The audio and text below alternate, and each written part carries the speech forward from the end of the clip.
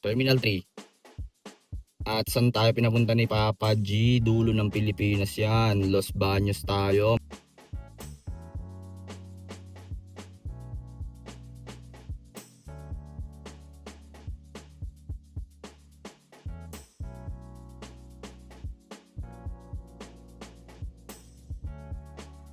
Good morning, good morning, good morning! Today mga man is April 16, 2012. Ay, nakuha ko to sa Booking Planner. Layo nyo sa atin is 9.2 km. Diyan din naman tayo dadaan, kaya kinuha ko to.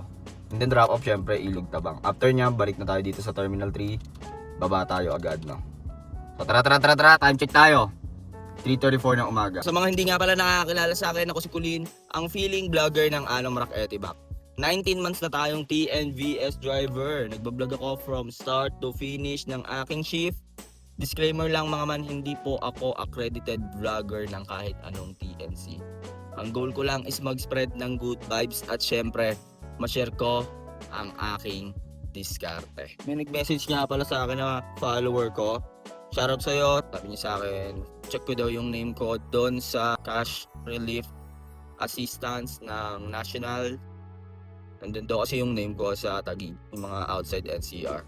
So mamaya samahan nyo rin ako, papakita ko sa inyo paano ako nakapag-claim. Ang mangyayari, atid natin to si passenger sa terminal, and then kuha tayo pa south, and then uwi sa bahay, pahinga, and then 10 AM is punta na tayo ng Taguig Lakeshore sa may C6 Bikutan exit. So 10 AM tayo pupunta kasi nga coding tayo eh.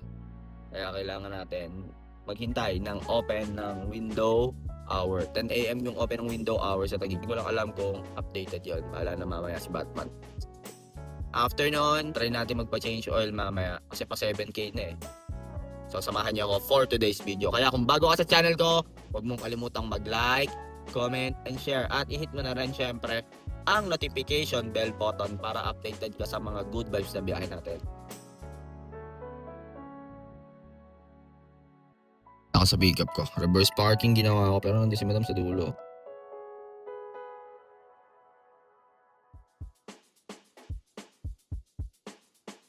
Wala, na-drop na natin si madam, no? Walang kahirap-hirap yun, man. Nagbigay pa ng 100 ang bait ni madam. Hindi na na-videohan. Dalawang maleta lang, tapos isang pasahero. Tapos toll fee noon is magkano yun? 237. San Pedro yun. Tapos baba ako, naiyak ako. So, 798. Dito sa Terminal 2, ang akin doon ay 676. So, tara! Ano pang hinihintay? Siyempre, punta tayong pusod ng dagat. Baba agad tayo. Ganun lang kabilis yun, mga man. Time check tayo. 4:25. So, sana makakuha agad tayo sa ilog or sa pusod ng dagat ng pa-south. So, tara. Wala sa pusod ng dagat, mga man. Balitaan ko kayo pag may buhay na ako.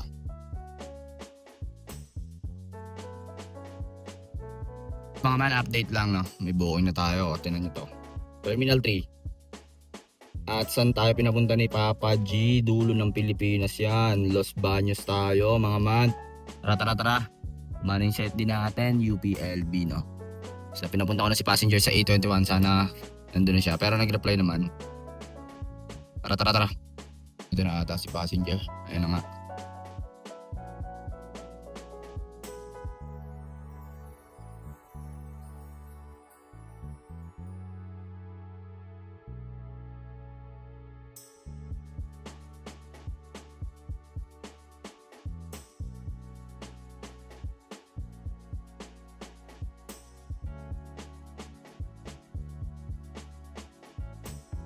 Thank you po sa tip. No, nakita nyo yun, na-drop na natin si madam, no? Nag-request kasi yun, dito ko na lang daw siya i-drop sa may Cambria, Laguna. Kasi parang ang layo is 3.5 km. Add natin yung toll fee niya, 325. So yun, 1617. 2,000 binigay, keep the change na daw. Ang atin daw is 995 plus 383 na tip.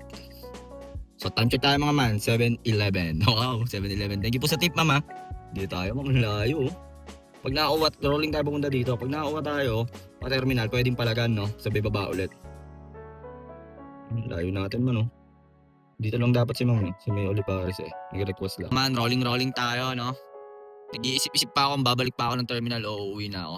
Tari lang talaga siya ng ano ng Los Baños tsaka ng Bae, Laguna. Yung pinaghatidan ko kay Madam.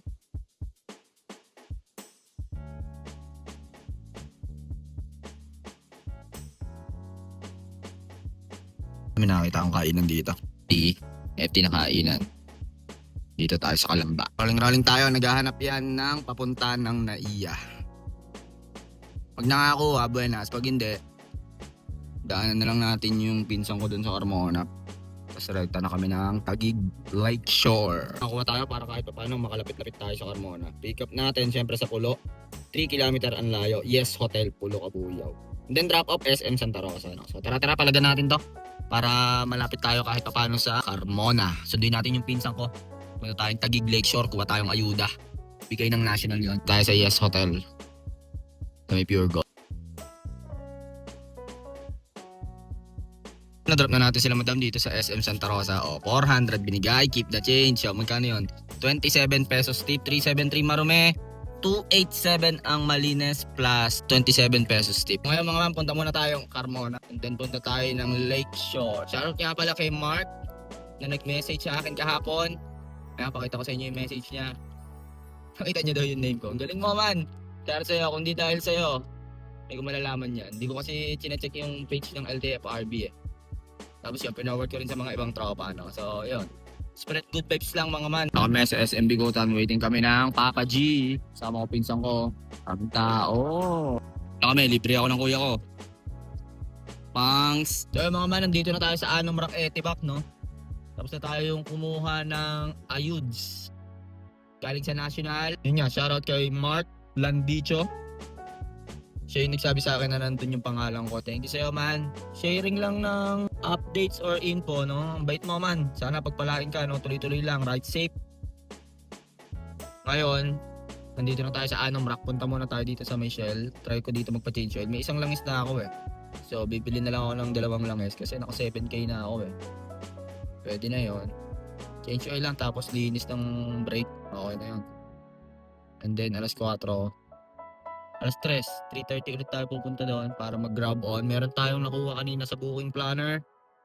Ang drop noon ay sa Pusod ng Dagat. Bukas, alas 4 ng madaling araw.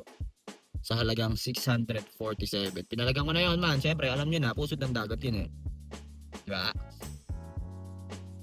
So ngayon, tara, punta muna tayo dito sa Shell. Time check muna tayo, 3:46 na ng hapon. Tayo sa Shell, ano to, Mabuhay, Carmona, Cavite, Governor's Drive. Tingnan natin kung may available ba. Ito yung gagamitin kong langis. Change oil lang tayo mga man ha. Ito yung pang-ilalim mga man. Titignan natin kung ano ba ang status ng pang-ilalim natin.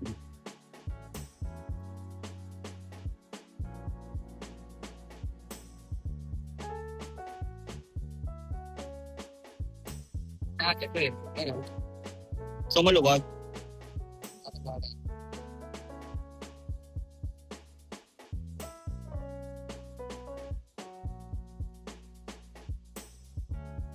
O mga man, bali yun yung binayaran natin, 2,313. Kasi may extra pa akong isang langis eh. So yun yung pinalit ko, nakita nyo naman, HX8. So 2,313, 2 langis. Change oil lang yan, tapos nilinis lang ni sir. Tapos may inaya siya doon. Yung kanina yung pinakita ko. Kasi yun nga, pag nalulubak ko na bakal lang talaga siya na nag-uumpugan. Pero minsan nawawala. Tapos yun nga, sabi ni sir, nakita niyo yun yung kanina, yung itim na inikot niya. Sabi, yun lang yun. Kumbaga, yung hood hindi masyadong tumatama dun sa pinaka-itim. So inayos niya. So obserbahan natin, tinan natin kung tama ba yung ginawa. Ayun no, si Sir Ferdinand. Shoutout sa iyo sir, salamat. Salamat. So ngayon pagas na tayo no. So yung mga man, nagpakarga na ako 2,000. Medyo magulo yung computation ng tinakbo natin ngayon kasi nga pagdating natin sa Bikutan, hindi na tayo kumuha ng pasahero, umuwi na agad tayo dito sa Anom Rock Etibak. So nagpakarga ako ngayon 2,000, tingnan natin full tank ba to. Ayan dito. Sana sumagat 2,000 na pinakarga ko para mapunta ko ng Spogi ko. 2,000 pinakarga ko, bali may 3 bars na yung kanina para may puhunan na tayo. Mga man, bali ano na ulit tayo. Ewan ko kung full tank yan kasi yung last bar niyan mukhang hindi solid yan, hindi kasi nag-automatic eh. Yung cash tip natin mga man, 510 yung buena mano natin. And then yung pangalawa, Terminal 3 hanggang Los Baños. And then yung isa naman is yung last passenger natin from Cabuyao to SM Santa Rosa. Ano naman ang earnings natin ngayon, no? 2,036, 3 bookings. Meron tayong 78 pesos sa turbo. Earnings natin ngayon mga man, 2,546 plus na natin yung 5,000, no? Na ayuda. 7,500. Ano tayo? Gasolina, 2,000. Tapos yung ano ko ngayon, change oil, 2,313. 3,200 natira. Tapos nag-gasolina ulit tayo kanina, 1,000. Dun sa Los Baños, 2,200. Ayan. So yun mga man, nakita nyo na yung mga pinaggagawa natin for today's video, no? Nakailang booking tayo. Nag-start tayo ng booking planner. Alas 4. 676, 27 kilometers. And then, Terminal 3 hanggang Olivares, Los Baños. Bali, nagpasagat pa si ma'am dun sa may Bae. Pero buka na lang, 3 kilometers ang layo dun sa Olivares, Los Baños. Sabihin natin, 63 kilometers to. Ang nakuha natin doon is 1,034. And then, nag-tip si ma'am ng 383. So, yun. Kaya na bahala mag-compute nun. And then, dun naman sa huling passenger natin, 287 pesos. Ang distance nun is 13.97 kilometer and then nag-tip si madam ng 27 pesos. So, kayo na bahala mag-compute nun. And then after nun, di ba? Sinundo natin yung pinsan ko kasi nagdala ng kotse yun, si Kuya. Punta kami ng ikutan. Shoutout nga pala kay Mark na nag-message sa akin kahapon. Thank you man ha. Kung hindi dahil sa'yo, hindi ako makakuha ng 5,000 kasi hindi ko alam yun. Wala nagte-text sa akin. Nag-notif naman si Papa G kaso hindi ko lang binasa dun sa inbox. Kaya kailangan nyo din i-check yung mga inbox nyo. Yung parang ganyan, no? Ayun, no? Nagte-text siya ng mga subsidy, hindi ko lang na-check. So, yun, lesson learned. Pero salamat sa'yo, man. Shoutout sa'yo. And ingat ka palagi. More booking sa'yo, no? So, sa mga kumuha ng ayuda, yun, congrats. Congrats ba? Pero saglit lang, man. Nakita nyo naman, pang PMS lang. Pang change oil lang. Tsaka gas, pang puhunan. So, ito, pang puhunan natin, gasolina. May puhunan na tayo para bukas. Ko-convert ngayon natin yan sa pera, no? So sana itong 2,000 na puhunan na to, sabihin natin mga 3K din, 2,500, 3K na full tank nito eh. So tira natin kung magkano mako-convert natin dun sa ganung gasolina, no? Hindi kasi ako nakapag-gas nung Wednesday eh. Lagi-lagi talaga ako nagagas araw-araw kasi ayoko nung putol-putol ang gas ko. So dito ako nagpapagas sa Shell, mas quality. And hindi ko sa inaano yung ibang gasoline station na mura. Napapansin ko lang dito sa unit ko na mabilis siyang maubos. Hindi ko alam kung bakit. Basta mabilis maubos yung gasolina ng ibang gas station sa unit ko sa unit ko yan. Ito ay based on my experience lang, no. So ayun, so ang agenda natin ngayon, papakaros na lang ako tapos tulog and then bukas may booking planner ulit tayo April 17, no. Alas 4 ulit yon from Canlalay to Terminal 3. So kayo mga man, silip-silip din kayo sa booking planner, no.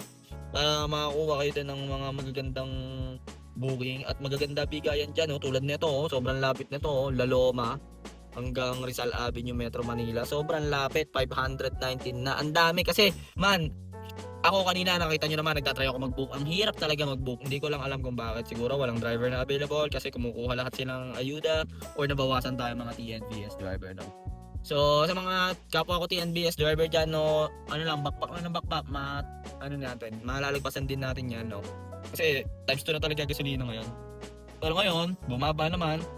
So magkano pinakarga ko? 2,000, naging ano na lang to, 1,912. So may discount ng 87 pesos.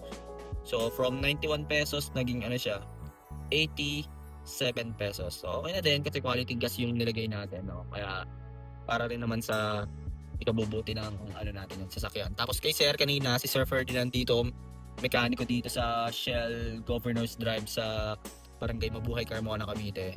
Kinuwento ko kasi sa kanya nga yung na-experience ko dito sa Chikot natin na pag nalulubak minsan, parang ano talaga siya eh, alam mo yung sa stand ng hood, sabi niya hindi yan yun, dito sa may itim daw, yung kanina pinakita ko, inikot lang niya. So obserbahan ko daw, tingnan natin kung magagawa yun. Sa pang-ilalim kasi chinek niya, wala naman.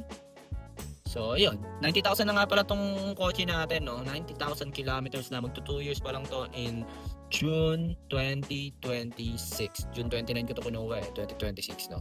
So ayun, awa naman ng Diyos, pumapalag-palag pa tayo, no, sana matapos natin or makakuha pa tayo ng mas marami pang unit, no. So ayun lang mga man, masyadong mahaba na tong video na to. Salamat nga pala sa panonood nyo, sa mga nakakilala sa akin doon sa may Taguig Lakeshore C6. Maraming salamat sa inyo. Maraming bumati sa atin noon. Hindi ko lang na video ano man. Ingat kayo palagi. Ride safe at more booking sa inyo. No? So hanggang dito na lang mga man. Kung ano man ang diskarte mo sa buhay, araw-araw mo lang galingan, makakamit mo rin ang tagumpay. It's your boy, Kayo Alliance, signing off. Peace!